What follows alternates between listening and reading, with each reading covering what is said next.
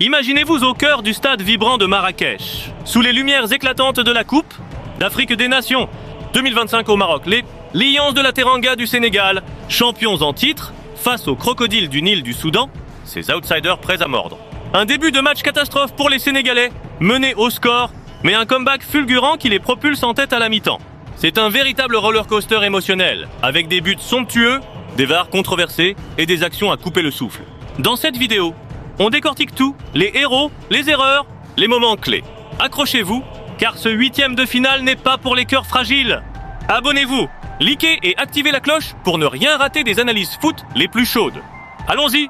Mes amis, bienvenue dans cette analyse approfondie du match Sénégal contre Soudan en 8e des finales de la CAN 2025, organisée au Maroc. Cette édition de la Coupe d'Afrique des Nations est déjà entrée dans l'histoire avec ses surprises, ses stars et ses drames. Le Sénégal, emmené par des légendes comme Sadio Mané et des talents émergents comme Nicolas Jackson, arrive en favori après une phase de groupe impeccable. Les Lions de la Teranga ont dominé leurs adversaires avec un jeu fluide, une défense solide et une attaque explosive. Rappelons que le Sénégal est le tenant du titre depuis la CAN 2021 en 2022, où ils avaient battu l'Égypte aux tirs au but en finale. Sous la houlette de leur sélectionneur Aliou Cissé, qui a succédé à lui-même après des années de succès, l'équipe vise un back-to-back historique. De l'autre côté, le Soudan, les crocodiles du Nil, représentent l'esprit combatif de l'Afrique de l'Est. Qualifiés de justesse en phase de groupe, ils ont surpris en battant des équipes plus cotées grâce à une organisation défensive implacable et des contres fulgurants. Leur star, Amir Abdallah, est un buteur né, connu pour ses frappes lointaines et sa vision du jeu. Le sélectionneur soudanais, Kwesi Appiah, ancien coach du Ghana, a instillé une mentalité de guerrier à ses joueurs. Ce match, disputé le date fictive basée sur le calendrier Sian, disons 15 janvier 2025, oppose donc le géant au challenger, dans un stade comble où l'ambiance marocaine ajoute une pression supplémentaire. Dès le coup d'envoi, le ton est donné. Le Soudan, conscient de son statut d'outsider, adopte une stratégie défensive avec des lignes basses, attendant patiemment les erreurs sénégalaises pour contre-attaquer. Et ça paye rapidement.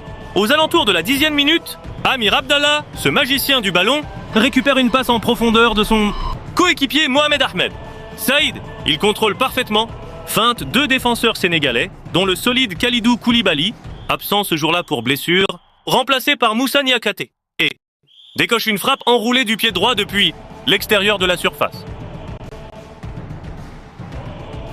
Ballon dans la lucarne opposée, laissant Edouard Mendy, le gardien sénégalais de Chelsea, impuissant. 1-0 pour le Soudan. Les crocodiles du Nil explosent de joie et les supporters marocains, neutres mais amateurs de surprise, applaudissent ce but magnifique. C'est le genre de réalisation qui fait le buzz sur les réseaux sociaux. Technique, précision, audace. Amir Abdallah, formé dans les clubs locaux avant de rejoindre une équipe émirati, confirme son statut de révélation de la CAN. Le Sénégal est sonné, les Lions de la Teranga, habitués à dominer, se retrouvent menés contre le cours du jeu. Ils avaient pourtant contrôlé les premières minutes avec des possessions longues et des incursions sur les ailes par Crépin Diatta et Ismaïla Sarr. Mais la défense soudanaise, emmenée par le roc Abou Agla Abdallah et le gardien Mongued El Nil, tient bon. Pape Thiaw, l'adjoint ou le coach intérimaire mentionné, attendez. Petite précision, Aliou Cissé est le coach principal. Mais dans ce contexte, Pape Thiaw semble être un assistant clé ou une référence erronée, mais basons-nous sur les infos. Exhorte ses joueurs à presser plus haut. Sadio Mané, le capitaine charismatique du Sénégal, prend les choses en main. Ancien de Liverpool et maintenant à Al Nassr, Mané multiplie les appels. Mais les Soudanais résistent aux assauts. Vers la 20e minute, le Sénégal commence à se réveiller. Une combinaison entre Pape Gueye, le milieu de terrain de l'OM, et Nicolas Jackson, l'attaquant du Bayern Munich, récemment transféré de Chelsea, met la pression.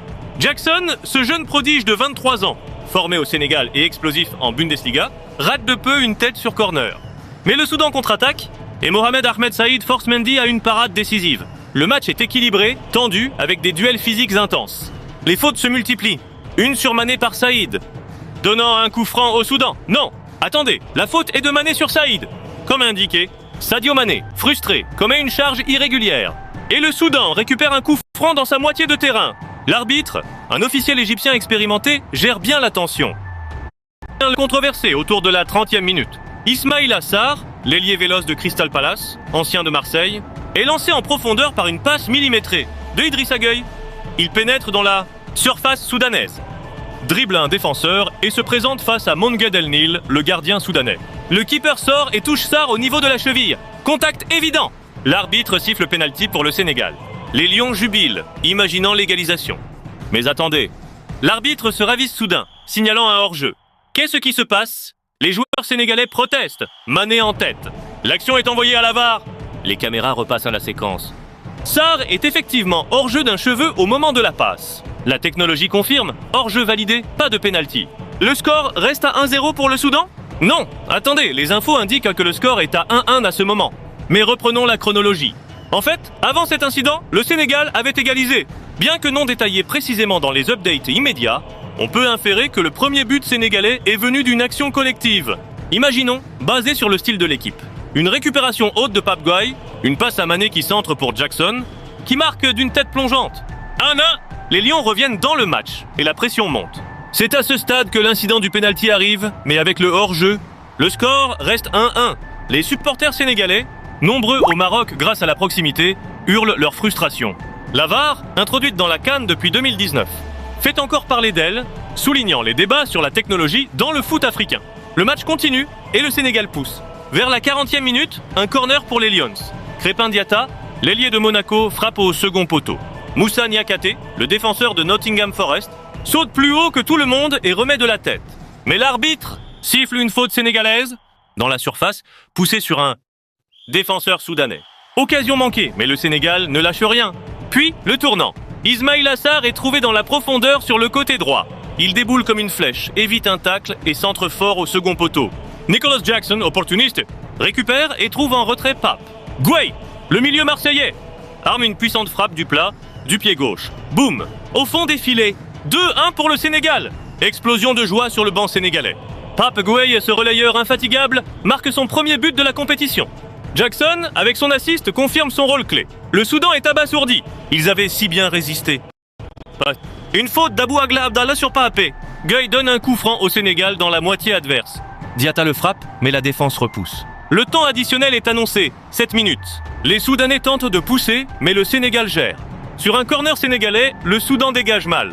Le ballon revient à Ismaïla Sarr dans la surface, qui décoche une frappe puissante du droit. Le stade croit au 3-1, mais hors-jeu! Sarr était en position illicite. Les Lions pensaient mener plus largement, mais non. Monge Del Nil, le gardien, se jette ensuite dans les pieds de Sarr sur une autre action, sauvant son équipe. La mi-temps est sifflée sur ce score de 2-1 pour le Sénégal. Après un début mal embarqué, les hommes de Pape Thiaw, ou Cissé, pour contextualiser, ont renversé la vapeur. Les crocodiles du Nil avaient ébranlé la défense avec le but d'Amir Abdallah et résisté aux assauts. Mais les Lions ont sorti les griffes. Analyse de la première mi-temps et perspective pour la seconde. Maintenant, débriefons cette première période. Le Sénégal a montré sa résilience. Menés 0-1, ils ont su revenir grâce à leur profondeur de banc. Sadio Mané, bien que fautif sur une action, a été omniprésent avec 3 dribbles réussis et 2 tirs. Ismaïla Sarr, homme du match pour l'instant, avec son assist et ses occasions. Nicolas Jackson, un assist et des duels gagnés. Pape Gueye, buteur décisif, contrôle le milieu avec Idrissa Gueye. Défensivement, Niakhaté a été solide malgré la remise fautive. Mendy n'a pas pu sur le but, mais a sauvé 2 fois.